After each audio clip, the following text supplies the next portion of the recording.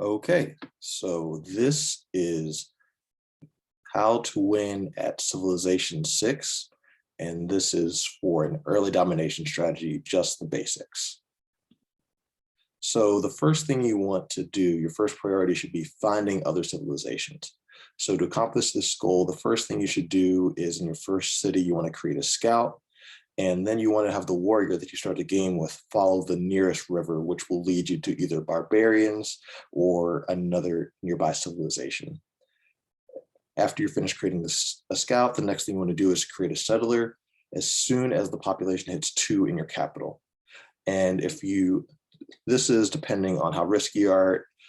If you want to be safe, you should have a slinger protect each city. But if you're a bit riskier, you might just keep some troops nearby to make sure your capital doesn't get taken over. So then the next thing you want to do is you want to build an infrastructure to be able to go to war as soon as possible. So you're going to want to create another settler so you can create a third city pretty quickly. And then you want to make sure before you declare war that you have at least 3 warriors or heavy chariots or horsemen. And at this point, you can declare war and you want to start building an encampment in at least one of your cities.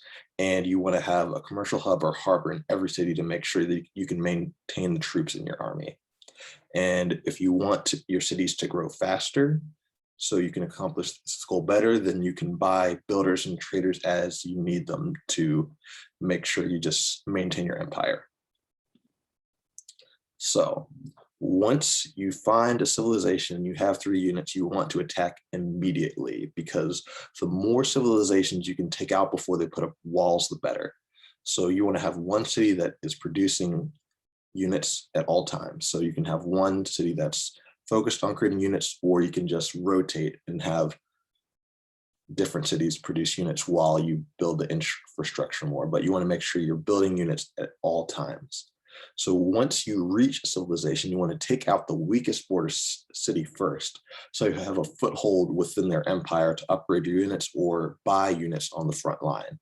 And then once you have a foothold in that civilization, you want to basically take a beeline to take out the minimum number of cities to reach their capital, because that is your goal, is to have the capitals of each civilization in the game.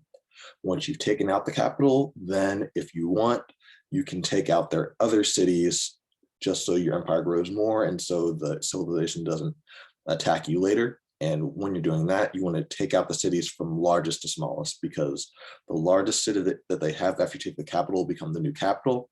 And if you basically, as you take out their capitals, they become weaker and weaker and less of a threat. One thing to note as you're taking out cities is you want to avoid attacking a city from across a river, because there's a thing called a river defense.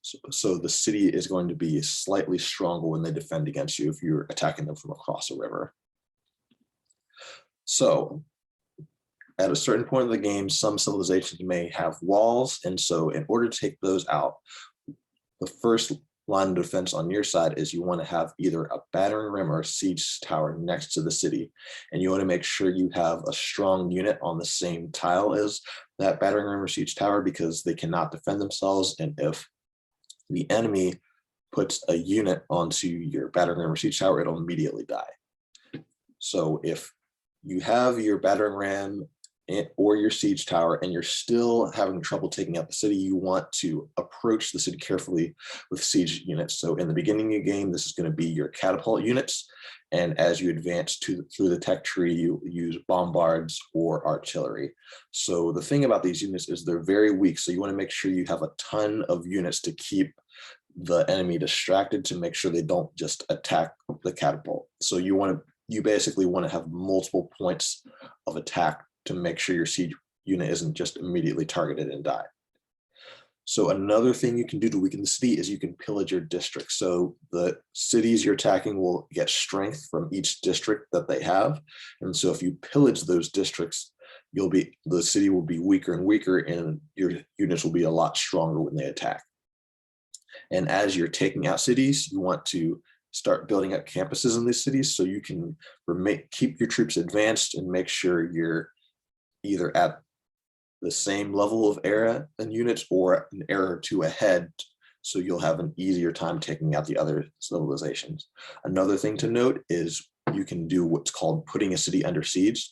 So if you surround the city with units, normally, so if you don't surround the city with units, it'll gain health each turn after you attack. But if you surround it, there's going to be a little icon that comes up with a heart with a cross through it. And so the city will no longer heal each turn because it's considered under siege. So now that we've talked about a general strategy that you could employ for any civilization, let's talk about specific tactics for a civilization that is great at domination. So Alexander of Macedon is a great example. So the first thing you want to do in your first city with Alexander is you want to build a slinger. And this is because you're going to want your slinger and a warrior find some barbarians as soon as possible. You want to kill 3 barbarians because it's going to give you a Eureka bonus, which will make it easier to research bronze working, which is going to be vital for your strategy. So right after you're finished building the slinger, you want to build a settler so you can create your second city.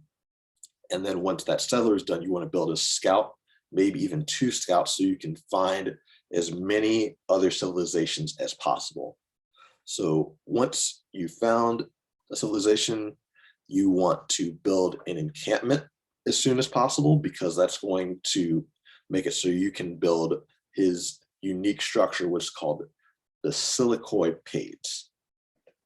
And so what that does is each unit you produce inside a city that has that specific building, it's going to give you science that'll help you advance your troops without the game. So you don't need to worry as much about campuses, because just building troops with your army is going to advance science enough that you'll be able to be about an era ahead of everyone.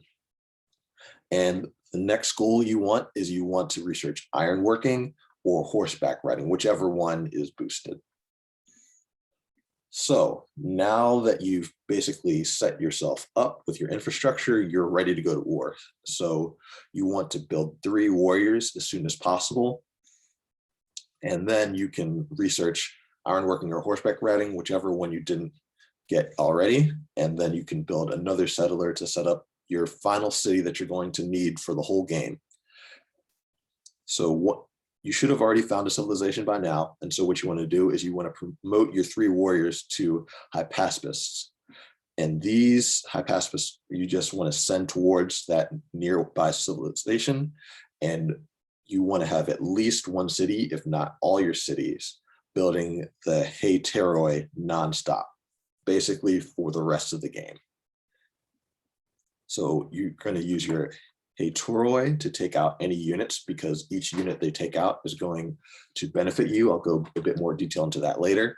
And you're going to have the Hypaspists focusing on attacking the city, but you're going to use the Hetairoi to surround it and basically take it out once it's become weak. And finally, every city you take over, the first thing you want to do is you want to build an encampment and a Hypaspists, so you can basically use those new cities that you've just created to continue to crank out Hetairoi units.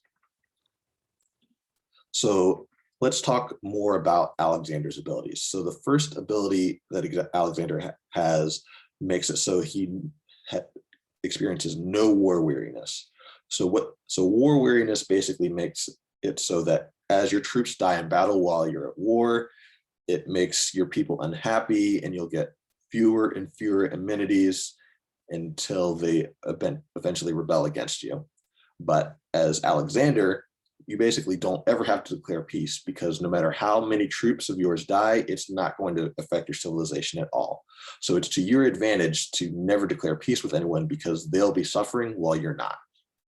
His next ability is he gets a Eureka for taking over cities that have, for each campus or encampment district they have inside.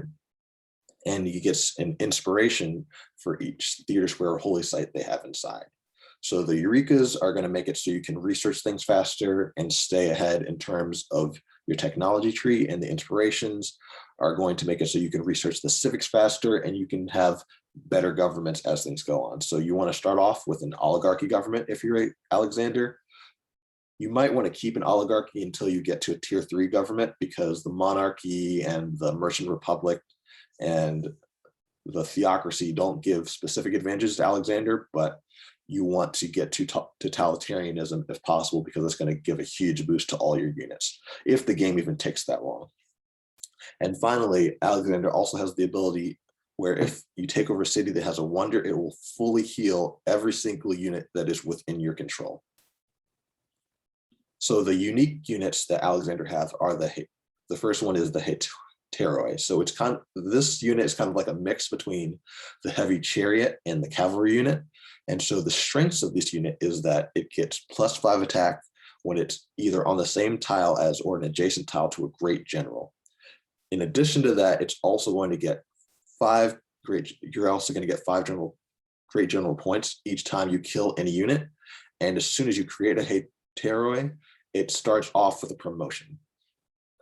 The weaknesses of these units are just that they're more expensive than the horsemen or heavy cavalry, and that they're weaker against walls than either of those units as well.